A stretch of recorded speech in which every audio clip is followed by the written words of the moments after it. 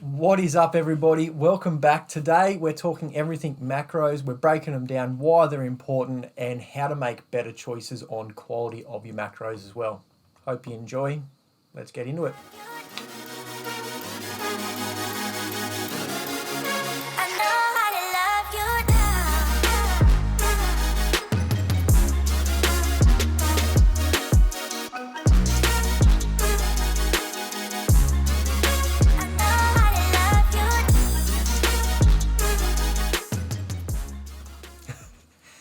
All right, welcome back again, everybody. Thanks for tuning in. A bit of a location change. Should be looking a little bit better, sounding a bit better in here. We've just moved our office around, but yeah, quite nice in here. Before we get into it today, again, the 12 Days of Christmas newsletter is coming out soon. If you have been enjoying our content on YouTube and Instagram, it's just going to be that, but condensed into an email campaign coming one day leading up to Christmas. Lots of training tips, exercise tips, nutrition tips. Recipes, workouts, discount codes. Yeah, lots of free, discounts. Yeah. Yeah, a lot of good, cool brands in there as well, giving us some discount codes, which is good. Today, macros. A few people asked for this after the last video, so we thought we'd try to do our best, give you a breakdown of the macros and a couple of tips what we think are important to making healthier choices for your macros. Cool. Cool. Okay, so the first macro we've got is protein, probably the most underrated macro, I guess. It's really good for building stronger and bigger muscles, your cell regeneration, energy levels, and keeping you fuller for longer, which is probably its most important job. So we've broken each macro down into 3 sections. We've got beginner, intermediate, and advanced. So a beginner generally would just be eating like meat from the supermarket, processed meats, yogurts, beans and lentils, maybe, cheeses and eggs. And then the intermediate would start to look at getting better quality meat, like going to the butcher, getting cage-free eggs, less processed meats, more like lean cuts. And then your advanced would be looking at probably counting their macros and having like a protein target for each meal, and if not for every day, and probably just trying to get like the best quality organic eggs, cheeses, meats, yogurts and stuff like that. Yeah, so again, beginners probably not looking at much of like micronutrients, the quality I guess you could say. And the expert level would be all about how much quality products they're putting into their body. The better quality protein you get, the more your body's going to absorb it. So try and get obviously an expert's going to be getting the best quality protein, so the more they eat, the more their body absorbs compared to somebody that's just getting like meat from the supermarkets that's cryovac or in all those chemicals in the sealed packets and that sort of stuff. Yeah. Yeah, so also if you're a beginner, I guess, and you're still just buying meat from the supermarket, try to get it cryovac, so it's like suctioned, rather than in like a gas pack, because the gas packs are like filled with heaps of just chemicals and preservatives to help them look better on the shelf for longer. So that's probably like the first and easiest thing to do if you eat meat, to change like the quality of your protein. And then obviously organic or the butcher, which is pretty easy to change as well. So what are you mentioned sort of beans and lentils and stuff about that? What would a beginner do there? Well, you can just get beans canned and lentils canned, like from the supermarket, obviously. There is a brand called Macro, which has all organic products pretty much, like just no nasties and stuff in it. So obviously start off just adding in beans and lentils if you don't have them in already, because the more sources of protein you can get in your diet, the better. And then start looking at getting like either fresh, like lentils just dried from the health food shop, or you can even get the beans dried from the health food shop. Otherwise the canned ones, as long as they have like no preservatives and stuff in them, are pretty good as well. And I think you brushed over the trying to get as many different ones as possible as well. don't try and get all your protein from the one source. Like meat isn't the only source of protein. Yeah. You can get it from as many different protein sources as you can, and the more the better. The more, what is there, 23? Amino acids? Yeah, 23 amino acids, and you're not going to get all those just from a steak. You Yep. need to eat as many different proteins as possible. Yeah. Cool. So next we've got carbs, which are our main source of energy. I guess carbs have sort of got a bad rap for making you fat, but they don't. It's just like the processed crap carbs that you get, like the takeaway, the deep fried stuff. Yeah, anything that's heavily processed, obviously your body doesn't know what to do with it, so it just stores it for later. So beginners generally would just be eating pastas, your generic pasta from the supermarket, rice, potatoes, white breads, multigrain breads, which are even worse than white bread, cereals, crackers, biscuits, anything like super processed like that. You want to start to cut out, so then the intermediate would be focusing more on getting quality carbs. So like good quality pasta. We always have lentil pasta because it's got heaps of protein in it as well as carbs. It digests really easily as well.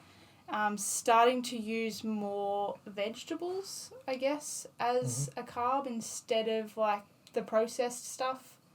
And then advanced would just be focusing on like organic vegetables, potatoes, rice. Yep.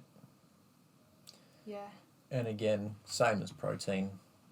The better quality carbohydrate you get, the more your body's going to use it and use it for energy rather than storing it as fat. Yeah. Yeah. Cool. Another easy switch to do for carbs is if you do have a lot of bread, because I know that I love bread, to switch to sourdough because it's just much better for your gut. It actually has like good bacteria in it for your stomach, and it's super easy to find like everywhere. It's like a trend at the minute. Like every bakery has sourdough. Yeah. Try and make sure it's like a real sourdough, not just the shape of a sourdough. Like makes a big difference. If in doubt, look at the label on it. Yeah. There shouldn't be any numbers or Preservatives. things or things you don't even know what they are. Yeah. Chemicals. Cool. And then we've got fat. So fat is super important to have healthy hormones for men and women. Without fat, we don't actually produce hormones. So it's really important to have fat in every meal, just a little bit, like not a lot. And it's also super important for brain function, like your cognitive function, helping you focus, having a healthy brain, and your energy level. So your body stores it for the longest amount of time. So it's like the last energy source that you would use. So a beginner generally would just be having any oil, vegetable oils, processed cheese, cow's milk, caged eggs, and then advanced. Intermediate. I always get them mixed up. Intermediate would look at the quality of the cooking oil. So olive oil is like our ride or die, I guess. Like use olive oil, extra virgin olive oil especially. And then you can get plenty of cheese that isn't that heavily processed, that doesn't have too many preservatives in it. Look at using more natural things like nuts, seeds, avocado as a fat instead. Fish, yeah, I always forget about fish because I don't like it much. And then the advanced one would be just tracking your fat, because your fat intake is really different for everyone, I guess. Like there's a fine line around it. Yep. Yeah. And when we talk about beginner, intermediate, and advanced, we're not really having to dig at anybody. It's just to give you an idea of where you can improve and where you want to improve. Just give you an idea of where you should be heading next. Again, like Max said, it's different for everybody. If you're not sure, like I like higher fat than carbs. Mac works better on higher carbs, but that's just us coming down to knowing our body and probably trying to get into that advanced rather than intermediate, tracking everything, trying to go as clean as possible, all that sort of stuff. And if you're not sure of that, you've got to either get coaching or start learning yourself. Yeah. especially when it comes to your macros, a lot of people get a lot of confusion, and we can't really go into you should be having this rather than this. Yeah, because everyone's so different. So it's about just learning, again, beginner, intermediate and advanced. So yeah. Cool. What have we got next? Fibre. This one isn't actually a macro, but we thought it was really important to add in because vegetables are like should be the most important part of your plate. They should literally take up like half of your plate. Yeah. So fibre helps with like you having healthy digestion and healthy balance of gut bacteria, which is important for every vital function in your body. So a beginner generally would just be eating store-bought vegetables, frozen vegetables, packaged vegetables, breads and cereals, I guess, still. And then your intermediate would look at buying fresh vegetables, adding in more beans and lentils because they're packed full of fibre as well. Unprocessed grains more. Fruit, oats, and then the advanced would try to shop at a whole food store, buy local produce, organic vegetables. The supermarket's not too bad, but you just don't know how many pesticides have been used to grow it. And obviously your body isn't going to absorb it as well if it's fighting off all of the pesticides that are also on your vegetables. Yeah. It's basically the same as every other one, just starting to cut out all the crap processed stuff, starting to add in better quality, and then trying to source organic stuff. Yeah. If you can't grow it yourself or raise it yourself, then find somebody that has and get it off them. Yep. I was going to say some more, but I think that's in the next section. Yeah. Yeah. Your 5 tips. Yeah, so now we've got 5 tips we think are, we could go on all day and have 20 tips, but we just got 5 to help you make better choices, and hopefully these aren't things you're thinking of when making better food choices. So... you mean? What did I say? Things you are thinking of, not aren't? No, so they aren't thinking about it, so then when we say it, they are thinking about it. Okay, I've got you now. Yeah. So basically wraps up the next section. Okay, you go. Okay, so first one is water quality.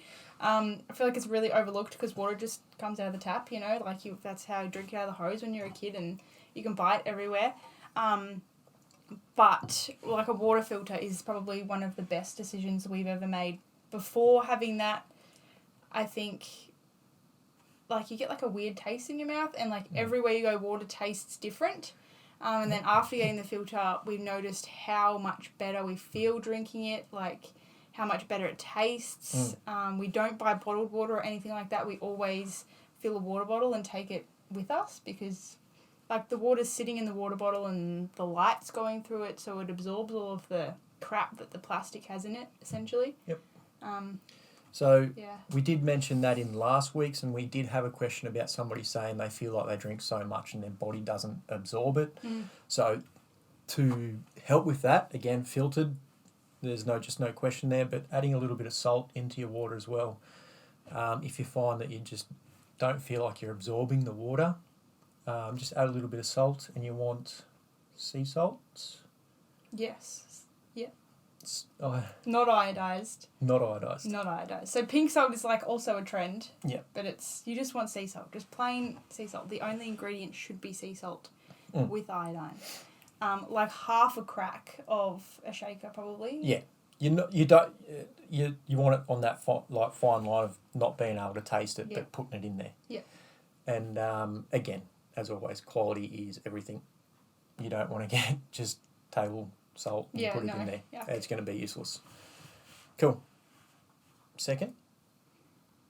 Oh yeah, your herb and spice quality. So we always try and buy you can get a lot of locally made herb and spice packets, I guess, like at the market and stuff. Otherwise, every health food shop always has a brand that is like organic dried herbs. Otherwise, you want to try and get fresh herbs from a health food shop or farmer's market because they're so delicate. They usually are grown with a lot of chemicals and stuff to make them look good at the supermarket. but we just noticed buying master foods and stuff when we only had access to Food Works, say. Can I say that? Yeah. That it had like a lot of preservatives in it. Yeah, I'll beep it out. But yeah, again, like we were saying, a beginner would just be getting the normal herbs and spices off the shelf. If it's Mexican night, just getting the Mexican pack of flavouring. Yeah. And there's just that much crap in that. Yeah. Where the next level would be sort of trying to get the individual ones and putting them together and make Mexican. And then the advance would be getting the whole food, drying them out, breaking them down, and making your own one. And that's pretty extreme, but again, the more micronutrients you get out of that is more beneficial than anything else. Yeah. Cool. The third, so how you cook. So boiling and steaming should be your last option, because unless it's a really fine line, unless you cook it till it's sort of a little bit hard but a little bit soft, then it's probably still going to have some nutrients in it. But when you boil or steam vegetables, usually all of the nutrients are taken out into the water, and you're better off drinking the water than eating the mushy vegetables. Yeah, I think we all can relate to that. Our mums boiling the shit out of vegetables. Sorry, Mum, if you're watching. But yeah, you boil the shit out of the vegetable, and then the water looks more green than the vegetables that you've just boiled. Yeah. So always shallow fry if you do use olive oil, like really good quality olive oil, or just saute or roast. Like we roast everything. You just have to put a little bit of oil, a little bit of your dried herbs, and roast it, and it's like the best way for you to cook your vegetables. Yeah, so roasting veggies is great. Like you said, but again, that comes not only vegetables, it's meat as well. There's an optimal point of cooking different meats, and again, that's probably going into the more advanced. If you got a steak, rather than just throwing it in the pan and letting it cook so it's black, but there's a fine point there where you can still get a lot of micronutrients out of it, and you can cook micronutrients out of meat. That goes for fish, lamb, anything. So again, just trying to dial in, think about how you're cooking things. And I was actually thinking probably trying to do one on how to enjoy cooking more, because I think a lot of people hate cooking, so they don't cook. So I thought maybe if I could do an episode on trying to convince you how to enjoy cooking more, then other people might enjoy cooking more, and then they make better choices. But that seems like an impossible task, so don't hold your breath on that one. The last one we've got is... Oh, no, we've got two more. Yeah. So don't trust packaging, pretty much. Like a lot of cereal and stuff says fibre. Or protein. Yeah, protein. I don't know how many times we see it. We see high in protein. You look at the nutrition guide, and it's like 5 grams of protein, which isn't that high, but it's advertising as being high in protein. Jack actually always just leaves me in an aisle at the supermarket, so I spend so much time reading the label, because the packaging always gets me, and I'm like, oh, maybe this is a good snack. And then I read it, and it's crap. So, yeah, and even, like, that cookie that you need to do a story on. I get caught up on it as well. I buy shit. And that's one reason why I hate shopping at the supermarket, because you make bad choices. Yeah. Because the food in there is designed for advertising and sales, and for you to buy it rather than being healthy. A lot more money goes into the colour of the packet than the actual nutritional value. Cool. Number 5 was sustainability. So just thinking more about how what you're about to buy is going to impact the environment. So I've noticed at the supermarket you can get a lot of vegetables in plastic wrapping and stuff lately. Like even the macro vegetables come wrapped in plastic. So just avoiding that, like getting vegetables and putting them in a paper bag, or you can buy your own like reusable bags now. When you have offcuts and stuff, like composting with them instead of just throwing them out into the general waste. Shopping at farmers markets so the farmers can keep supplying you with the organic vegetables that you should be eating. So, and again, just comes down to, like, well, next time you're at the supermarket, look around and try and pick out a beginner fitness person starting their fitness journey and look in there, just have a sneaky look in their thing, and I look love how this. much packaging is in their basket or shopping trolley. It's just crazy. And then, like, even if you're buying veggies from the supermarket, a lot more fossil fuels, a lot more packaging. Everything has been done to get that vegetable in the supermarket rather than you growing it at home. Like, there's just so much that could be cut out there. So that's just one more just to be mindful of. Like, the environment, it does grow all the food we eat. Yeah. So look after it. Yeah, so the better it is, the better our food is, and the healthier we are. So it's not just about you and the choices you make, it's about everything involved in living. Yeah. Cool. Well, that one's pretty much done. If you've made it this far, thank you for watching. Give us a thumbs up. If you did like it, please subscribe. Share it with a friend that you think would get something out of it. And as always, we'll see you in the next one. Yay. See yous.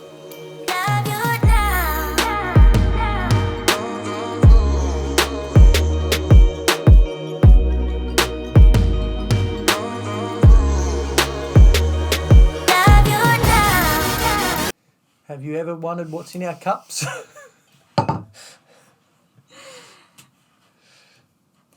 Well, how do I introduce it? All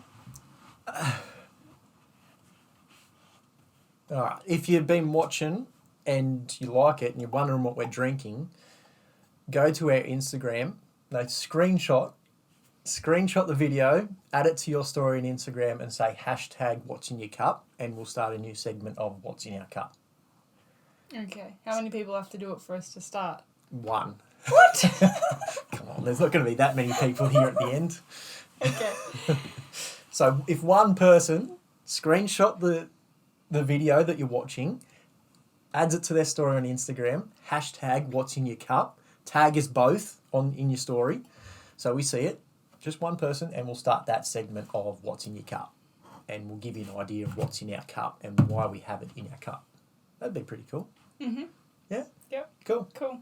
If you're watching that one person, make sure you do it. It'll be Aiden. Thanks, Aiden. Love you. Bye.